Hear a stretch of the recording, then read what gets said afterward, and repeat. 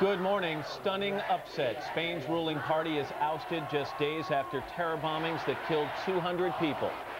No for the gold. A report the U.S. might pull out of the Athens Olympics if security isn't dramatically improved. And breaking her silence, Lisa Marie Presley speaks out about her brief marriage to Michael Jackson today, Monday, March 15th, 2004. From NBC News, this is Today with KARE and Matt Lauer, live from Studio 1A in Rockefeller Plaza. And good morning. Welcome to Today on a Monday morning. I'm Matt Lauer. And I'm Campbell Brown. And for Katie this morning, the Spanish elections are seen as a blow to the U.S. and to President Bush. The incoming prime minister is vowing to pull Spanish troops out of Iraq, and many are looking at this as retaliation for their involvement in the first place. Stunning also because Prime Minister Aznar's party was ahead in the polls just prior to those bombings, so a dramatic turnaround here. And turning now to the war on terror in this country, U.S. officials admit that al-Qaeda would like to hit U.S. transit systems seen as vulnerable targets. This morning we'll ask a top Homeland Security official what's being done to keep commuters safe. Then a Today exclusive. Former Chief UN Weapons Inspector Hans Blix came under a lot of fire after his teams failed to find weapons of mass destruction in Iraq before the war. So does he feel vindicated now that no such weapons have been found? We're going to ask him about that and about his new book. And then a hot button issue for families everywhere. We'll find out why a lot of high-powered working moms are ditching the big paycheck to stay home with the kids.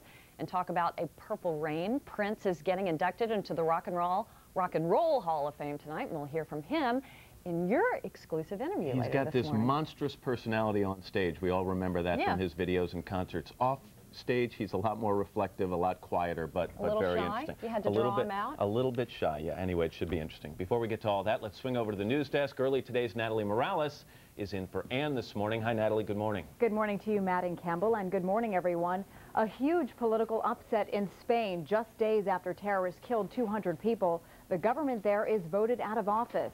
NBC's Tom Costello is in Madrid with more. Tom, good morning. Natalie, good morning to you. As investigators pick up more clues of a possible al-Qaeda link to last Thursday's attacks here, the White House has lost a key ally from the war in Iraq. Spaniards awoke this morning to headlines and pictures of a new prime minister as the attacks that killed 200 last Thursday claimed yet another victim, the government itself. A huge win for Spanish socialists, but a huge loss for Prime Minister Jose Maria Aznar's party, ahead in the polls until terrorists struck 4 days ago. They have achieved what they were looking for, which is actually to have an impact and actually taking, the blood and the suffering of a lot of people. The turning point came Saturday night. Thousands of Spaniards took to the streets outraged at the government and the possibility they've been targeted because of Spain's support for the U.S. war in Iraq. Spanish police have arrested 5 men, including a Moroccan, with alleged links to known al-Qaeda operatives now in Spanish prisons. But authorities have not yet authenticated a videotape in which al-Qaeda purportedly claims responsibility for the attacks. It's a major, big al-Qaeda attack in Europe, if it's confirmed to be al-Qaeda, of course. The new socialist prime minister, Jose Luis Rodriguez Zapatero, is planning to pull all 1,300 troops out of Iraq, Spanish troops. He calls the situation there a disaster. Natalie? Tom Costello in Madrid, thank you. Police in Pakistan say they thwarted a terror attack there. They found and defused a huge bomb inside a van near the U.S. consulate in Karachi. Secretary of State Colin Powell visits Pakistan later this week. Today, President Bush goes to Pennsylvania for a town hall-style meeting near Philadelphia. On Sunday, Democrat John Kerry was also in Pennsylvania. He was challenged at a town hall meeting over his comments that some foreign leaders hope he beats President Bush. Kerry would not say which foreign leaders he was talking about.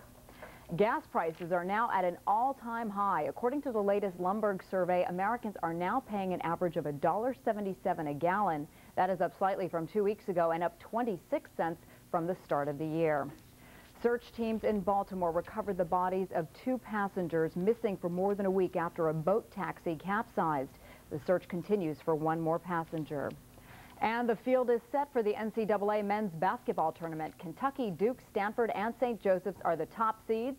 The top seeds in the women's tournament are Tennessee, Penn State, Texas, and Duke. It is now 7:05, and back to Matt, Campbell, and Al. All right, Natalie, thanks very much. Hello, Al Roker. Ms. Brown, good to see you. Mr. Lauer as well. And, you know, we're talking about a little snow here in the Northeast by tomorrow. This time of year. It's almost spring. Okay, stop whining. Thank you. We've got big storms getting itself together in the midsection of the country. Wet weather along the southeastern Atlantic coast. And that severe storms alert for northern Texas on into Oklahoma will exist right on into the afternoon. Some clouds in the Pacific Northwest, fog in southern California, and snow showers on the leeward side of the Great Lakes. That's what's going on around the country. Here's what's happening in your neck of the woods. Good morning. Parts of the area waking up to some bright sunshine. Other parts down near the Iowa border, lots of clouds around, and there will be some light snow in extreme southern Minnesota, a little farther south, accumulating snows across Iowa, but not here across most of Minnesota, just a mix of clouds and sun statewide. Here's a look at our Twin Cities forecast. Temperatures slightly below average this afternoon, around 33, but the winds will be a lot lighter today compared to yesterday.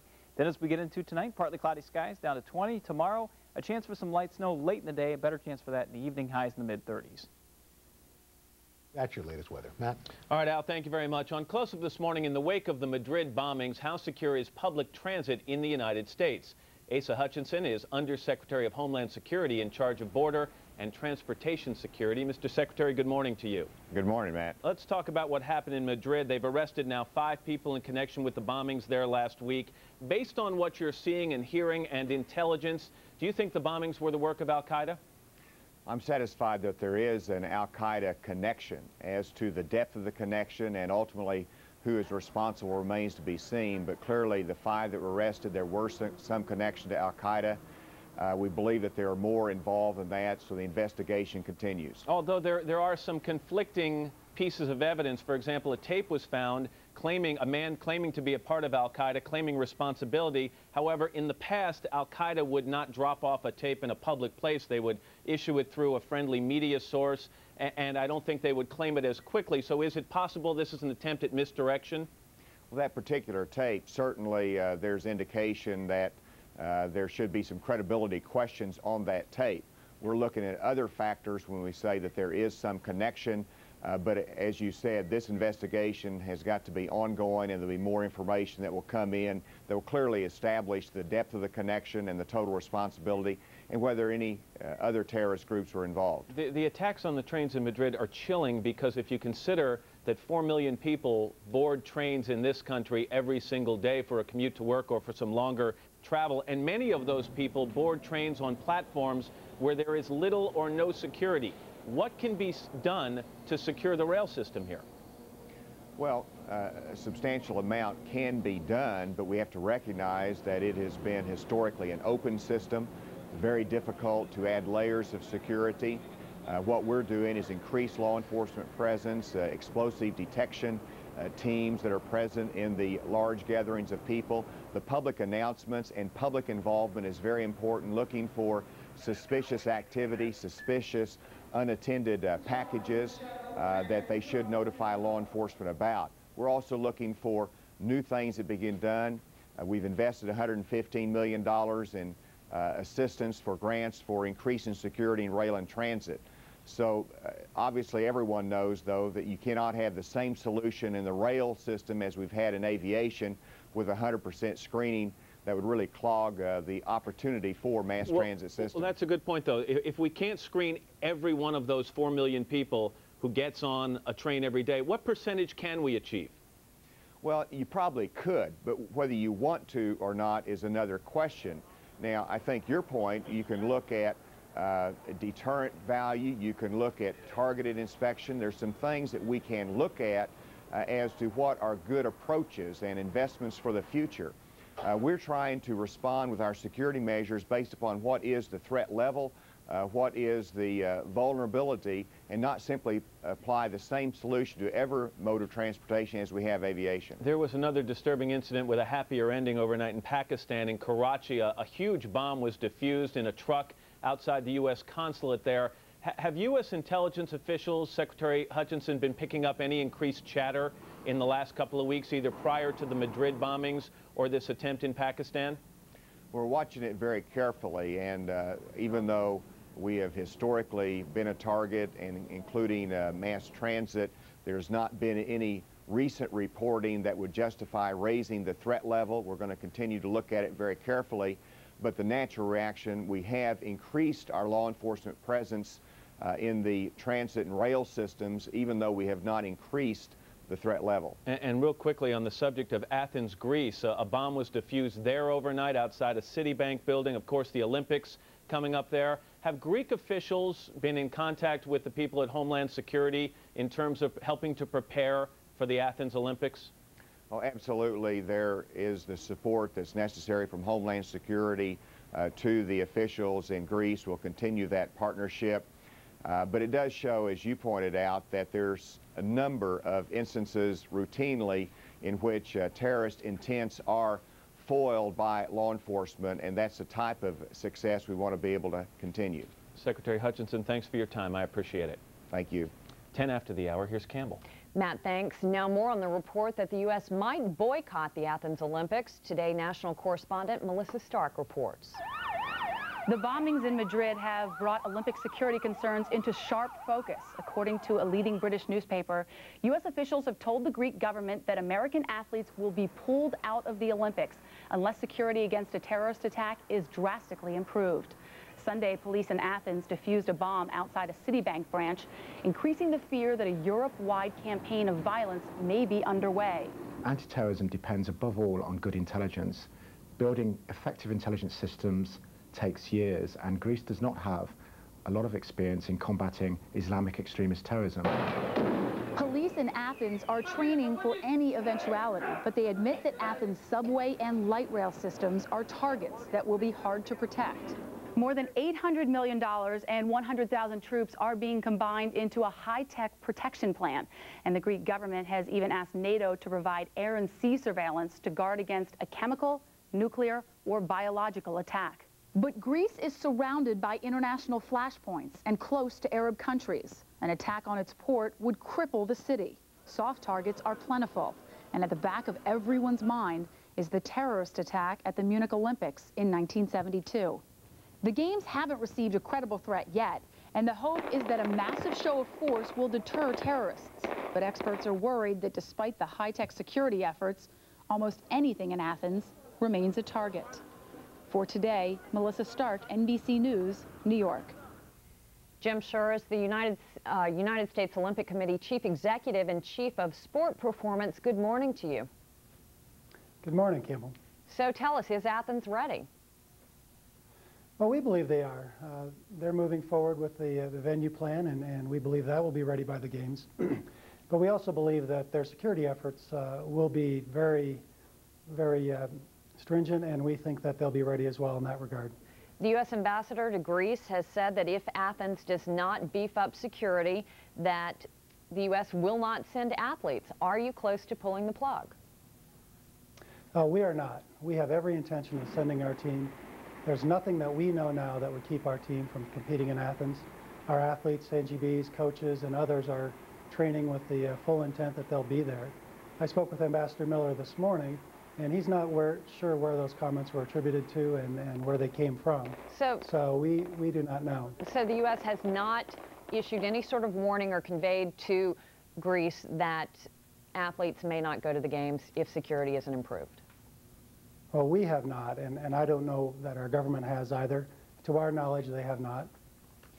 Some of the infrastructure, though, there is not even in place yet. Some of the buildings are still being built. There's obviously no way that the Greek government can keep track of every construction worker in terms of ensuring security. So what do you do given that scenario? And we're just 5 months away. Yeah, we are 5 months away, and there are concerns. There's no question that the environment today is different than it was in Sydney 4 years ago. However, we know that they're spending 3 times as much on security, and they're also coordinating with 7 countries as well as NATO to provide security, as well as a supplemental force from the U.S. government. So we believe that they are taking reasonable measures, and if there is anything we know, we would respond to it at that time. But as far as we know, we believe that everything will proceed. Well, be specific. What are the trouble spots? What are you worried about? Well, as always, I think the athletes' primary concern are the venues, the village, and their transportation routes. Overall, obviously, as was mentioned earlier, it's the harbor, the port itself, then the transportation systems, as well as any areas where individuals or large numbers of individuals will congregate. And those would be our primary concerns. There has been some talk that if Athens isn't ready, the Olympics would move to Sydney, possibly even Los Angeles. Is that a possibility? Well, that was a contingency plan that the IOC had developed several years ago based on the readiness of the venues and the fact that the Greeks and the organizing committee were a little bit behind. As far as we know, that those contingency plans are no longer in place, and the IOC fully intends to execute the games in Athens. You mentioned earlier that NATO has been asked to contribute to security. Are we likely to see the U.S. government, the U.S. military even playing a greater role in helping them get ready? Yes, absolutely. NATO has been asked to participate as far as the harbor and air and sea, and the government will participate and is coordinating very closely with the Greek government and ATHOC through their various departments. And so we believe that the Greeks have taken extraordinary measures to involve others and prepare for any eventuality. Jim Schur, we thank you for being with us. We certainly hope it's ready in time. You're welcome. Thank you. And at 7:16, once again, here's Matt. All right, Campbell, thank you very much. Now a Today exclusive, Lisa Marie Presley is finally breaking her silence about her brief marriage to Michael Jackson. Happened during an Australian TV interview. NBC's Mike Taibbi reports. When the only child of Elvis Presley married the king of pop in the spring of 1994, Jackson was reeling from his first child sex abuse scandal. Lisa Marie Presley. Today, Presley tells the Australian television show Enough Rope with Andrew Denton that it wasn't the scandal, but a helpless feeling that drove her from the marriage. It was. That's why I left. I mean, only powerless in a lot of ways. Nobody thought this would last. Powerless against Jackson's PR people, who insisted on that staged award show kiss, and powerless to convince comedians she wasn't a punchline. David Letterman joked, boy, if Elvis were dead, he'd be turning over in his grave. Presley has made rare television appearances, like this Australian show, to try and jumpstart her singing career. But this is the first time Lisa Marie Presley has spoken out publicly since Jackson's second child sex abuse scandal hit the headlines last November. Presley dodged most questions about him. It was 9 years ago. Can't really remember. But did hint that she knows more than she's let on from her time as Mrs. Jackson. Seeing things going on that I couldn't do anything about, you know, and don't ask me what sort of things, because I'm not going to answer, but just stuff. She says now, 8 years after their divorce, her ex-husband is still a mystery. I watch just like anyone else when anything's going on, and I have the same reaction and wow, or, you know, holy shit, or whatever. For today, Mike Taibbi, NBC News, Santa Barbara. 57-year-old Fresno man remains behind bars today, accused of murdering 9 people, mostly children. Their bodies were discovered Friday. They're believed to all be in the suspect's own family. We're going to have much more on that as we talk to a member of the police department in Fresno coming up in our next half hour. We'll be back right after this.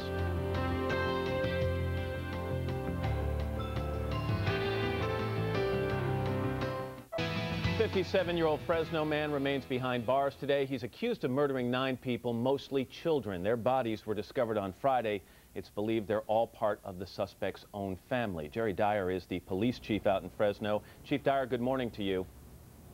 Good morning to you. You didn't release certain details about these killings over the weekend, pending notification of family members. What more can you tell me this morning? There have been some preliminary findings released in terms of the cause of death. Autopsies have been completed on 4 of the victims, and the coroner has released that the cause of death on those 4 is as a result of gunshot wounds. Autopsies are pending on the other 5 victims. However, the wounds are consistent with the first 4 in terms of we believe that gunshot wounds are going to be the cause of death in all 9. What about the suspect here, Marcus Wesson, 57 years old? Some have described him as intelligent, articulate. Others have said he is incoherent and rambling. What can you tell me about him? In all of our dealings with him, he's been very articulate, appears to be very intelligent, has been very calm throughout the time, very cooperative with investigators from the time that we took him into custody out at the scene, throughout the investigation in terms of being willing to be interviewed and communicating with our investigators. Has he confessed to the shootings? I can't comment on the information that he has shared with us, other than the fact that he has been cooperative, and we're continuing with the investigation. There's some reports are that the shootings occurred while police had this building surrounded. What's the timetable there, and did police not go in when they heard gunshots? We don't have the actual time of death yet back from the coroners, but it is our strong suspicion that the murders occurred prior to officers arriving that day. We were within close proximity to the house and no gunshots were heard, but we're going to have to wait and have that information verified from the coroner after the tests are brought back. I just have a few seconds left. Were there any previous reports on Mr. Wesson? Was he known to local authorities? We didn't have any contacts with him as a law enforcement agency. We had calls in the neighborhood, but nothing pertaining to Mr. Wesson or the welfare of those children. All right, Chief Dyer, thanks very much. We're back after your local news. Now from KARE 11, here is your local news update. Good morning, I'm Kim Inslee. In the news, today marks a new turn in the Metro Transit bus strike. Starting today, Metro Transit will give $100,000 a week in grants to social service agencies able to provide rides for the 1/3 of bus riders who have no other way to get around. The money comes from Metro Transit's savings by not running the buses or paying the drivers. And the bus drivers are accusing the governor of trying to break the union. We'll have more on that on KARE 11 News at 5 and 6. Merle, you've had an interesting morning commute. Right, there's been a couple tough spots that I don't think were expected. Some accidents due to possibly glare. We're still tight as you're heading into Minneapolis on 394. Slow and go stuff from 169 to 100, but it is starting to loosen now. And a crash from the Minnetonka area, 494 southbound Stone Road. Slow from 394. That's your ride in. Jonathan's going to take a look at your forecast after this break. Welcome back. It's partly cloudy and 23 degrees in the Twin Cities. Off to our south, there's some significant snow falling today across Iowa and Nebraska. It will not affect the Twin Cities, but may graze extreme southern Minnesota with 1 or 2 inches of snow today. Here's a look at our Twin Cities forecast, a mix of clouds and sun. Much lighter winds this afternoon with highs today in the lower to middle 30s.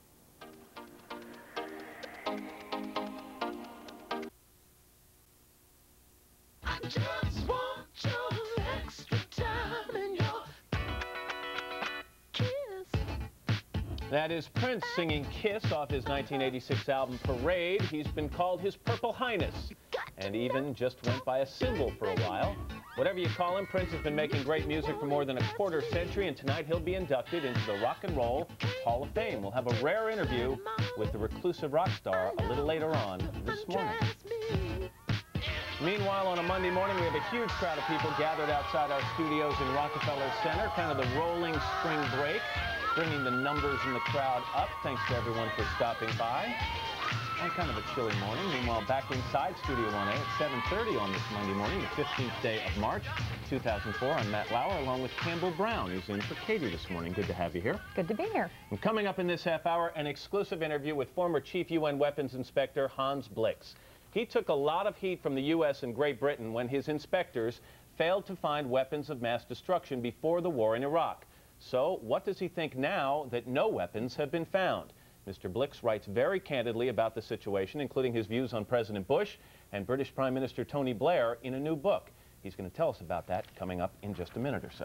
And plus, Matt, any working mother knows it can be really tough to walk out the door in the morning, leaving your kids behind, even when you love your job. Now a lot of women torn between work and family are choosing to drop out of the rat race and stay home with the kids instead. And we're going to find out why. And later, if you're traveling with your kids or you're just off on a business trip alone, you won't want to miss Peter Greenberg. He's got an exclusive report on the cleanliness of your hotel room. Being the neat freak that you are, I'm sure you're going to be very interested in that. Paying close attention to that. Before we get to that, let's get a check of the weather from Al Roker. Today's weather is brought to you by Walmart. Always low prices. Always. And it says the Bambis are back. Listen, you guys been here 4 years now? It's a huge crowd. Not only are you over here, but you're also over here. My golly. And where's St. Hubert's?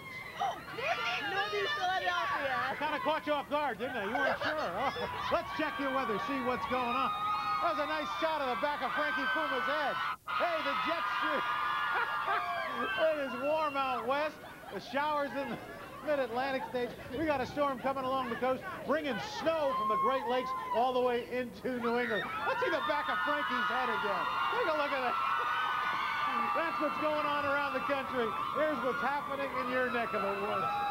Good morning. Parts of the area waking up to some bright sunshine. Other parts down near the Iowa border, lots of clouds around, and there will be some light snow in extreme southern Minnesota, a little farther south, accumulating snows across Iowa, but not here across most of Minnesota. Just a mix of clouds and sun statewide. Here's a look at our Twin Cities forecast. Temperatures slightly below average this afternoon, around 33, but the winds will be a lot lighter today compared to yesterday.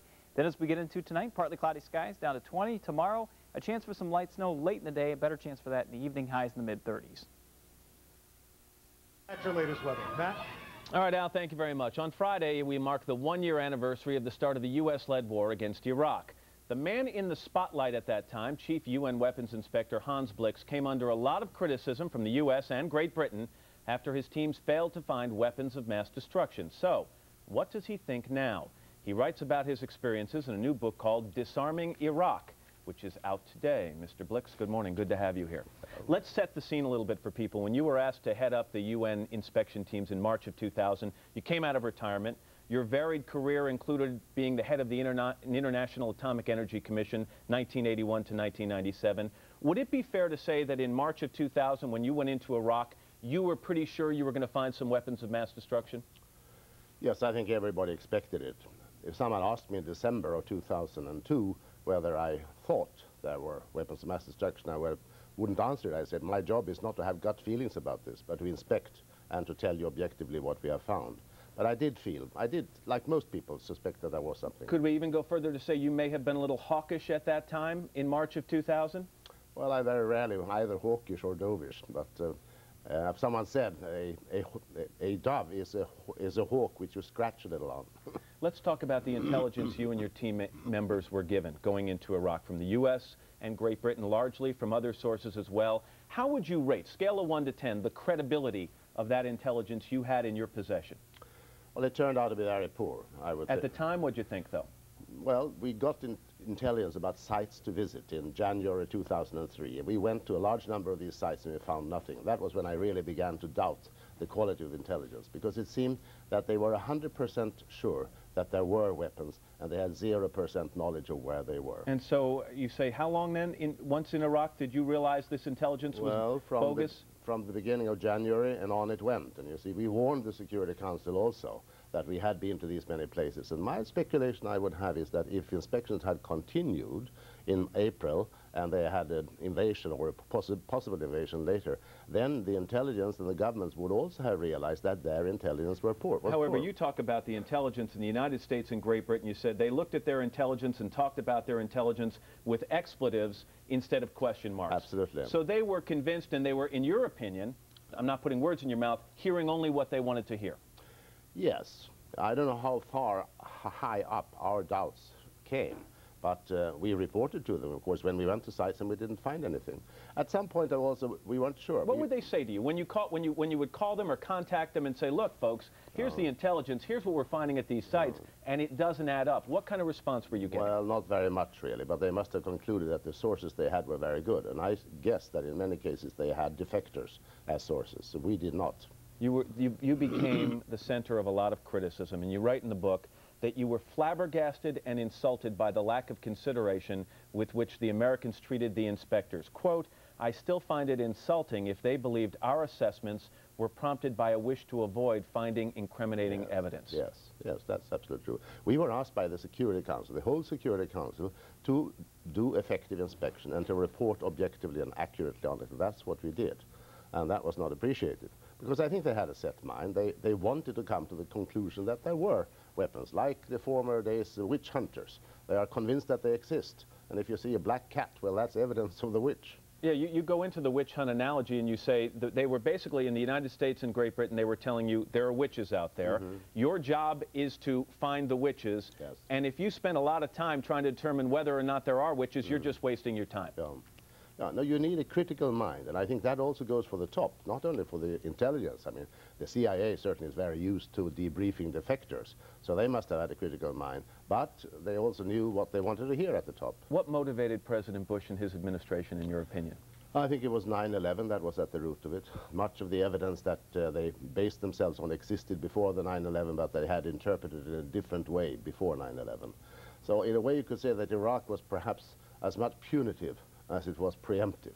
It was a reaction to 9/11 that we have to strike some theoretical, hypothetical links between the Saddam Hussein and the terrorists. That was wrong. There wasn't anything. Do you remember your emotions, Mr. Blix, on the day when Secretary of State Colin Powell came to the United Nations Security Council and made what would become the administration's last case for going to war with Iraq, and presented what he said were ties between al-Qaeda and Iraq, and then showed sites within Iraq that he said proved there was a weapons of mass destruction program? What were you thinking in that room that day? Well, I thought on that occasion, as on others, that let's keep our heads cool. Let's examine the evidence. Here's like the prosecutor putting his case before the court, the Security Council, and then let the court examine that. Had you seen some of that evidence before? Some of it, but not only a smaller part of it. And in your mind, had you already disproven some of that evidence? Yeah, when we had listened to it, I asked my experts to examine it, and they did come with critical views on a number of points. Some of the points we could not check, like the intercepted telephone calls, but they were critical, and I then decided I have to say something to the Security Council, and I did criticize one of the cases by way of example. It's come to light recently that British intelligence apparently allegedly spied on UN Secretary General Kofi Annan in the days and months leading up to the war in Iraq.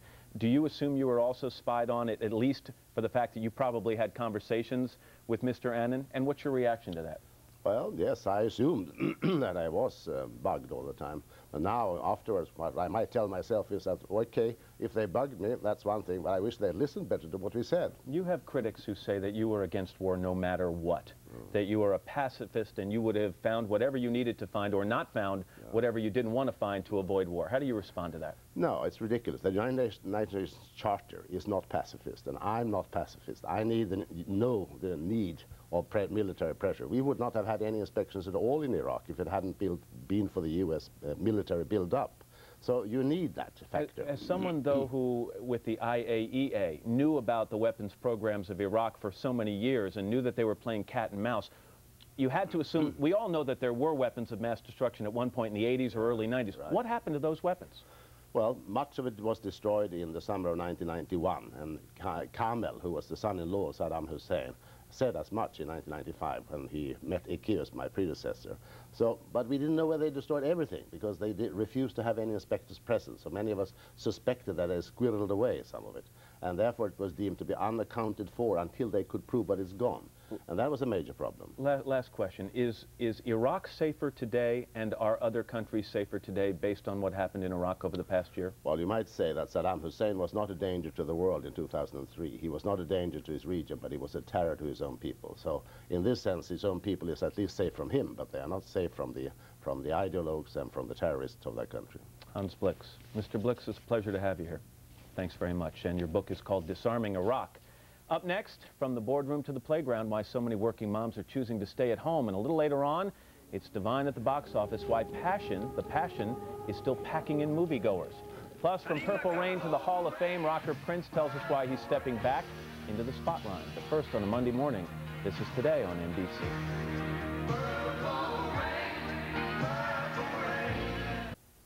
It's a question thousands of working moms ask themselves every day: can you have it all? Well, these days, some mothers are finding out it's too difficult to work full-time and raise children, too. You know what? I'm sorry, sweetie. You gotta go. Go with Dean. The one day they do non-tech first, I wasn't sitting here, so I have to call in, and I'll just get my place back when I call in. See, he doesn't like to not be a part of it. You can come back in a little bit, Connor. You can come back in a little while, okay? Carol Warner-Wilkie is a mother of two who is quitting her job as a successful analyst on Wall Street on Friday to stay at home full-time. And Pamela Stone, a sociologist at Hunter College. Good morning to both of you. Good morning. So Carol, big decision. Very big. You've been working for 17 years. This week, you're going to leave. How do you feel? Nervous? Excited? I'm really excited. It's certainly not a decision that I made lightly, and I've been working on it for a while, but I'm really excited. You know, my kids are 2 and 4 now, and I just feel like it's a great time to really be involved in their lives and experience with them what they're experiencing rather than hearing about it. Well, talk to me a little more about the reasons, because one thing I thought was interesting is that you said it was easier when the kids were infants and they weren't able to say to you, Mommy, you know, why are you going to work? Why are you leaving me? Yeah, well, that's a big part of it. I mean, and of course, when they were infants, I didn't think it was easy, but just as I look back, you know, there isn't a little person saying, how many more work days? Is today a work day? Is it 5 more till the weekend? And also traveling. I had a lot of travel involved in my job, and, you know, getting on an airplane and going away for a week just was really heart-wrenching. And I mean, I'm lucky in that I fulfilled my goals in my career, and so it wasn't, that part of the decision wasn't so tough. I don't think I'm going to have the what-ifs. I had just stayed. I mean, I did what I wanted to do, so I feel it's a great time. Let me ask you to talk to us a little bit about your study. You looked at 50 mothers, 50 women, and stay-at-home mothers, and found some common trends. Yes, I mean, what I found and what I expected to hear when I started the study was that they were going to talk to me primarily about family and kids. And I think the real surprise for me was how much they talked to me about work. And for many of these women, all of whom were professionals working in high-powered, demanding jobs, the theme really was that many of them wanted very much to find ways to maintain work and continue with their careers, but the nature of the jobs that they had really were, as they repeatedly said to me, all or nothing, and there was really no middle position for them. So I found them talking a lot about the inflexibility of work, finding it very difficult to make part-time arrangements or to job share, that kind of thing. And a lot of frustration. And a lot of frustration. It was a very difficult decision for the women I talked to. As Carol is alluding to, it was very, very tough, very conflicted. It was oftentimes very protracted and long decision. Is it different than, obviously it's different than it was 10 or 15 years ago, but is it different in a sense because women have come a long way in the workplace and are in more high-powered jobs now and therefore can't find the flexibility because they're the kind of jobs where it's all or nothing? I think that's absolutely right. And there are very much this great research that shows that in fact, the most overworked Americans are people who work in professional and managerial jobs. They put in the longest hours. And as a result, when you have women in those jobs, and remember these women are married to men who are in similar jobs, you have couples who are really facing tremendous time pressures at work. Why is it easier for women than it is for men? It's always easier, but I mean more difficult rather for women. I was going to say, I think it's probably harder for women because the workplace, and this is the stories that I heard from these women, the workplace still assumes that men are workers and men have wives at home to support them.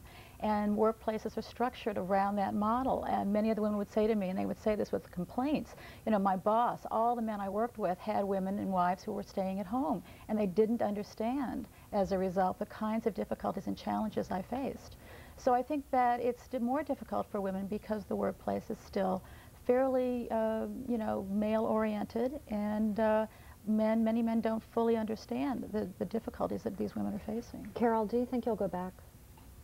I don't think I'll go back and do what I was doing. I loved what I did, and I did it for quite a long time. I mean, I haven't even started yet, so I've got one more week. I mean, eventually, will I do something? Maybe, but at this point, I'm just really excited to not have to be thinking about different things at different times. What would you tell other women who are in a similar position and thinking about it? Well, I think the key thing for me was that, you know, 3 years ago, I wasn't ready. And I think the worst thing for me would have been to retire, to be with the kids, but to feel like I hadn't fulfilled it, because then there could be resentment. So I think the key is to just really feel good about that part so that you're not going to be tugged, oh, if I'd only, you know, stayed to get that promotion. For me, that was the key, because 3 years ago was a very different situation. Trying to find the balance. Carol Wilkie, thank you very much, and Pamela Stone, thanks for being with us. And we'll be back after these messages. Well, have you heard there seems to be an opening at the top of the heap, so we're looking for the next domestic diva, and all week we're sending out the call. Don't overbeat, just like a couple turns. Bye-bye. You've watched them on TV for decades, those picture-perfect hosts who are experts in, well, everything. The kind of people who can solve decorating dilemmas, explain proper party planning. I like to put the two most talkative people in the middle. And even show you how to can preserves. If you think you could measure up to these entertaining experts, then we want you as we start the search for today's domestic diva. Here's your chance to show off your cooking skills, your decorating sense, and your fashion tips. You just rub it right in the... But hurry, the search for today's domestic diva won't last long. If you'd like to enter for the chance to show off your domestic diva skills today, you must create a 1-minute audition tape. In the tape, display your baking skills, guide us through your garden, or get creative. And this series is not just for ladies. Guys, this is your chance to get in the game as well. In addition, you have to write a 500-word or less essay telling us about yourself and why you are a domestic diva. And over the next couple of weeks, we'll choose 3 domestic diva finalists. These divas will participate in taped and live segments, and viewers will have the chance to vote for their favorite domestic diva, who will get a special star turn right here on Today. So if you want to enter, send us a 1-minute VHS audition tape and your essay to today's Domestic Diva Search, 30 Rockefeller Center, New York, New York, 10112. We've got to have the tape by Monday. We'll be back after this. Now from KARE 11, here is your local news update. Good morning, I'm Kim Inslee. In the headlines today, the largest Minnesota Reserve unit to be called up since Operation Desert Storm is preparing for deployment now to Afghanistan. Some 570 soldiers from the Minnesota Army Reserve's 367th Engineer Battalion are training right now for the mission. They are expected to leave within the next couple of weeks. 7:56, a lot of people leaving for the roads. Here in Golden Valley, Merle, the clouds have come over, so that glare problem shouldn't be an issue, at least on this side of the metro. I think that'll help, and I think a lot of people got a late start this morning. We're kind of right into the thick of our rush hour right now. Some red spots, a tough spot here. This is Mendota Heights 35E at Highway 13. Injury accident. That's backing things up as you're heading northbound from Highway 110. An accident just cleared in Minneapolis 94 westbound. That's at the Lowry Hill Tunnel. Crosstown Commons, at least a 10-minute delay right now. A little bit of red on your map right now. Jonathan's going to check the forecast after this break. Welcome back. We have some clouds rolling through the metropolitan area, and what we're going to see today is a few hours of cloudiness this morning, then a mix of clouds and sun this afternoon. Current temperatures here in southern Minnesota in the low to mid-20s up to our north. It's below 0 in a few spots near the Canadian border. Twin Cities forecast today, mix of clouds and sun with a high this afternoon right around 33 degrees. Winds will be much lighter today compared to the past few days. We do have a chance for some light snow mixed with light rain coming up Tuesday afternoon and continuing into Tuesday evening.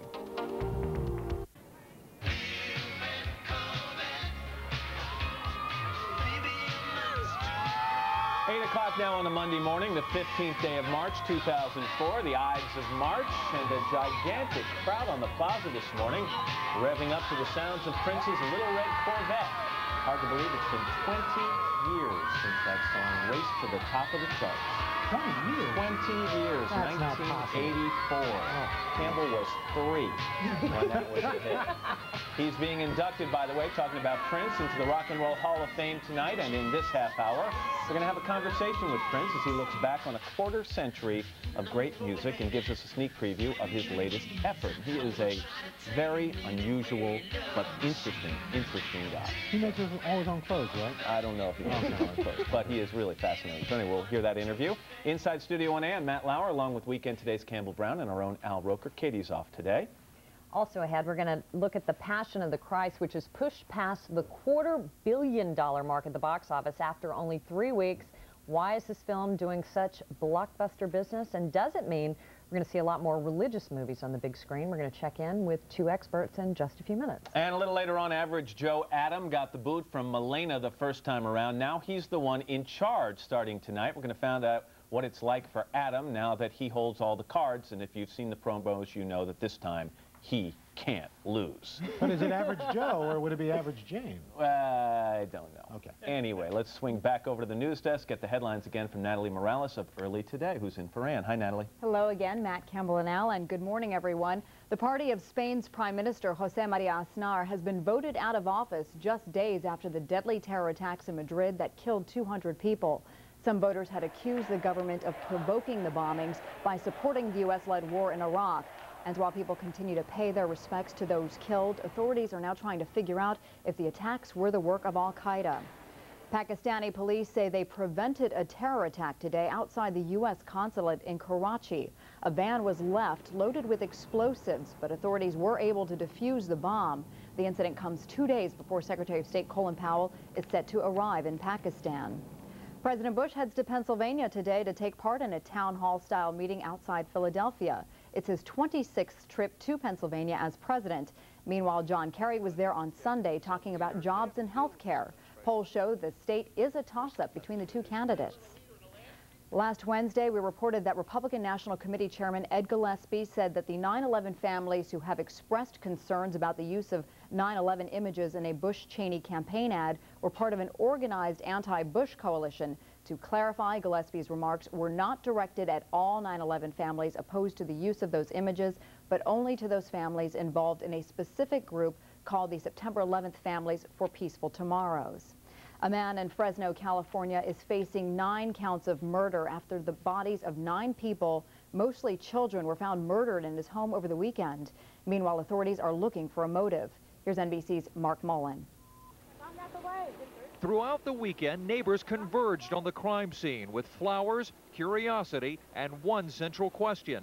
How could 9 people, mostly children, be murdered in ritualistic fashion, allegedly by the father of this household? Fresno's police chief speaking earlier on today. We believe that gunshot wounds are going to be the cause of death in all 9. So far, 2 images are emerging about suspect Marcus Wesson. This view from one of his sons. My dad loved his family a lot. He loved them too much. The other image, say police, is darker. That of a highly controlling man who may have committed polygamy and incest in a cult-like atmosphere. They always just had a bunch of children with them. I mean, that's what struck me as odd. You know, they were different children all the time. Wesson reportedly served time for welfare fraud and was accused of welching on his rent when he lived in Santa Cruz, California. He was not, however, considered a high-risk criminal. All of that has changed as Wesson awaits arraignment on multiple murder charges, perhaps as early as today. Mark Mullen, NBC News, Fresno, California. NASA is expected to reveal more today about a recent discovery, the most distant object ever detected orbiting the sun. It could be a 10th planet in the solar system, some 6.2 billion miles from Earth. It is now 8:04. Back to Matt and Campbell. All right, Natalie, thanks very much. Go back outside and check with Al. Al, you out there? Hey, we're out here in the corner and dorky tourists. Well, we love our tourists. No tourist is dorky. Thank you very much for coming to our city. We appreciate. Good day, some folks from Australia. G'day. All right, let's check your weather, see what's going on, and we'll show you. For today, we've got wet weather down in southern Texas. We've got some rain working its way into the midsection country with some snow mixed in, and that system's going to be working its way to the northeast. Sunny out west, beautiful in Nevada today. Fog along the Gulf Coast, windy conditions in northern New England, clouds in the Pacific Northwest. And hey, you're from Mississippi. You look like Nell Carter. Anybody want to tell you that? Nope. I guess she agrees. That's what's going on around the country. Here's what's happening in your neck of the woods. Good morning. Parts of the area waking up to some bright sunshine. Other parts down near the Iowa border, lots of clouds around, and there will be some light snow in extreme southern Minnesota, a little farther south, accumulating snows across Iowa, but not here across most of Minnesota, just a mix of clouds and sun statewide. Here's a look at our Twin Cities forecast. Temperatures slightly below average this afternoon, around 33, but the winds will be a lot lighter today compared to yesterday. Then as we get into tonight, partly cloudy skies down to 20. Tomorrow, a chance for some light snow late in the day, a better chance for that in the evening, highs in the mid-30s. That's your latest weather. Matt? Okay, Al, thanks. Still to come on today, advice for travelers. The one thing in your hotel room you should get rid of right away the next time you check in. And it's been more than 20 years since Raspberry Beret was a hit. Now Prince is preparing to seduce a whole new generation. We'll talk to him, but first, these messages.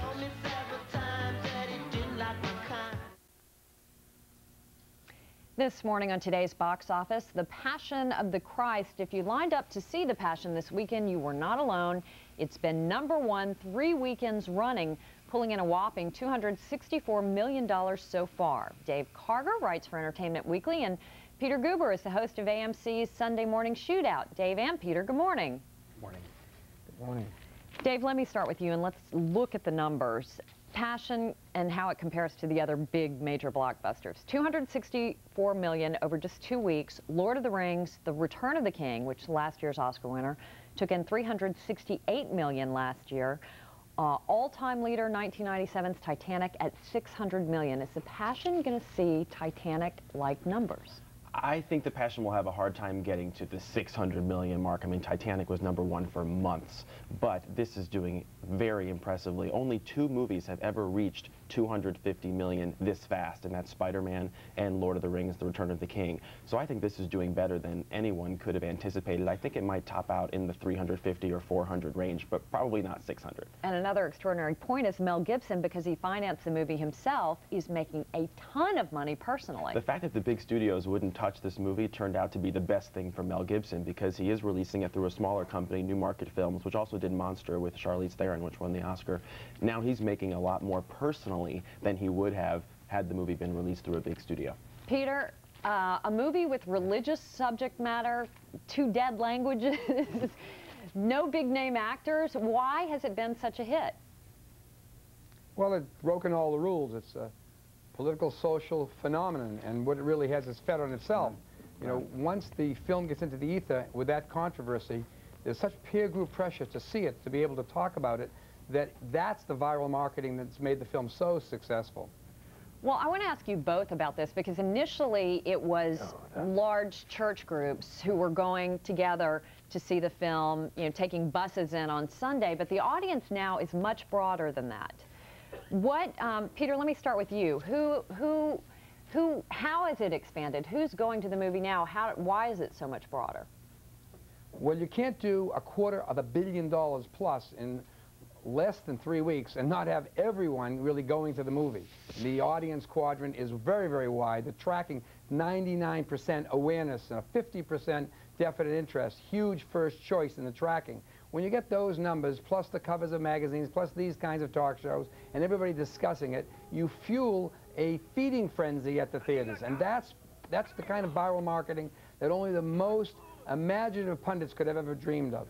But Dave, along with the buzz, do you think, in part because of the violence, this is an incredibly violent movie, that there is a demographic that's similar to the kind of people who go see the scary movies or the slasher films? That's what's been interesting. There's been some research that's shown that there are these kind of 17, 18, or 19-year-old male fan base going to this film and treating it almost as if it were a horror film, an action film. I doubt that's what Mel Gibson intended. But what's interesting is that it was just released in Mexico, and it was slapped with a rating that says no one under 18 can go at all. So the people behind the film are a little bit nervous about how that might affect the bottom line.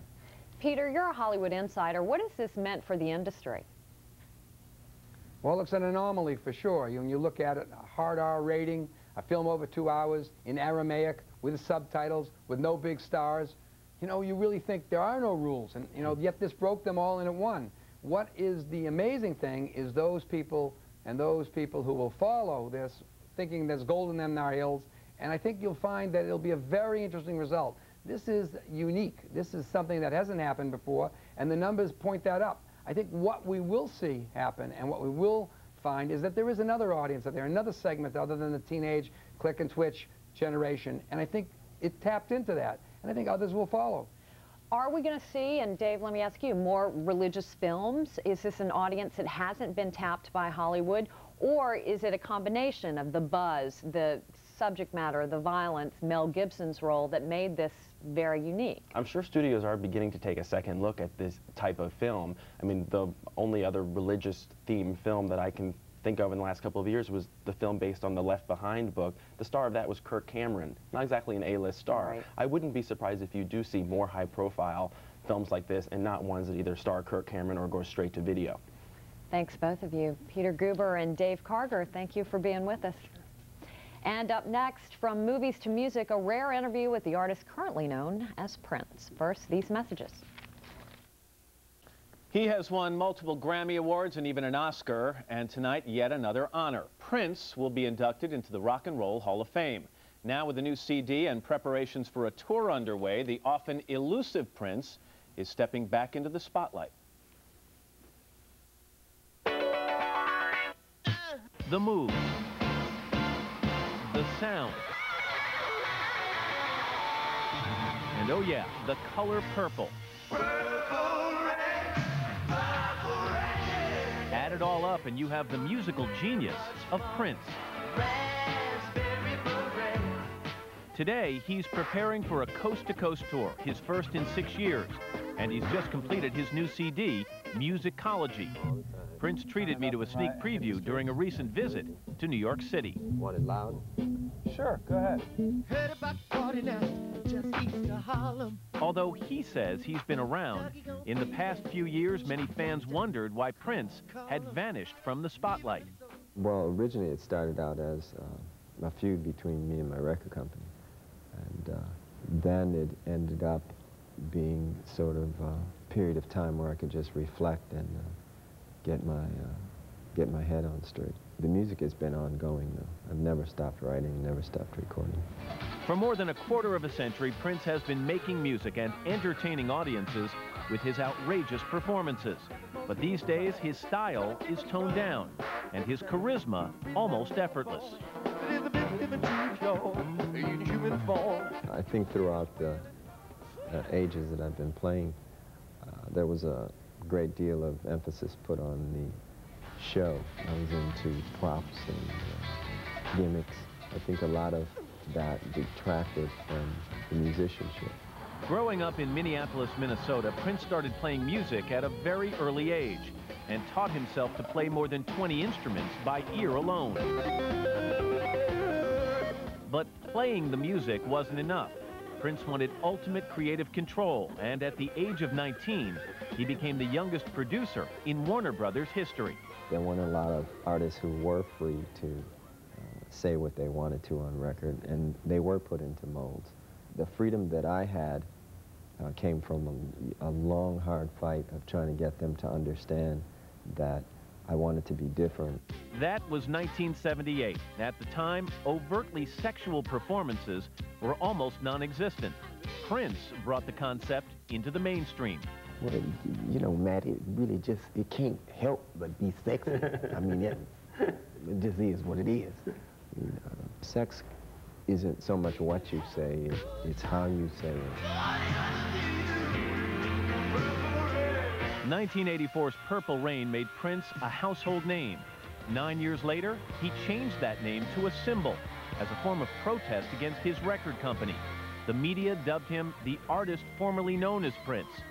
So what did his friends call him? Sir. Is that what they did? What else did they call you? Master. No, just kidding. 4 years ago, the symbol was out and Prince was back, recapturing the name that helped him sell more than 100 million copies of his 20-plus albums. But Prince never spent much time promoting them and rarely granted interviews, until now.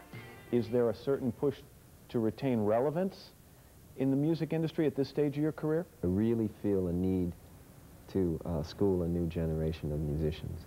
Technology is cool, but you've got to use it as opposed to letting it use you. But when you sit down for musicology, for example, and you're coming up with the tracks for that CD, is there any conscious thought, Prince, to say, listen, this sounds like what they're listening to this will get me on the radio for the young audiences? Absolutely not. You don't care? No, I never really sat down and did music that way. When Doves Cry came out, it sounded like nothing that was on the radio. Let's Go Crazy was #1 on R&B stations.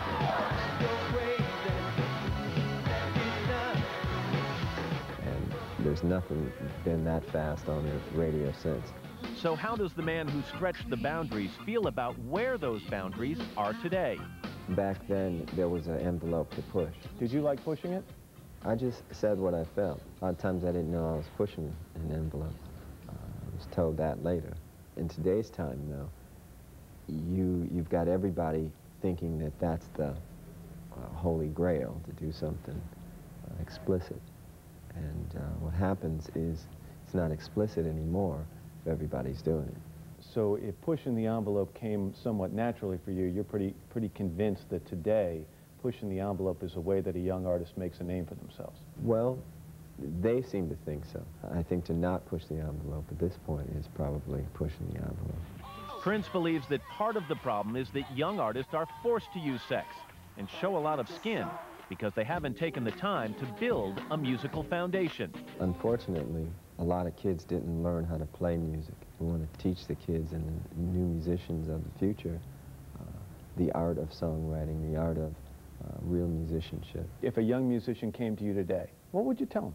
Well, I'll just give you an example. When I was rehearsing with Beyonce for the Grammys, I sat her down at the piano and I helped her to learn just some simple scales and then tried to encourage her to learn the piano, because there's a language that musicians know that's a little different than, say, just a singer. He openly talks about music, but when it comes to the subject of his personal life, Prince remains elusive. People speculate on your personal life all the time anyway, so I just think it's important to keep my private life private and my public persona not more into music. You know, I'm really a musician at heart. That's what I do. You think it adds an air of mystery that perhaps sells records and sells tickets to concerts? No, I'm not so mysterious. I'm a pretty open book. You know, people who know my music, I would say, know me. And once again, congratulations to Prince on being inducted tonight into the Rock and Roll Hall of Fame. When we come back, how clean is your hotel room?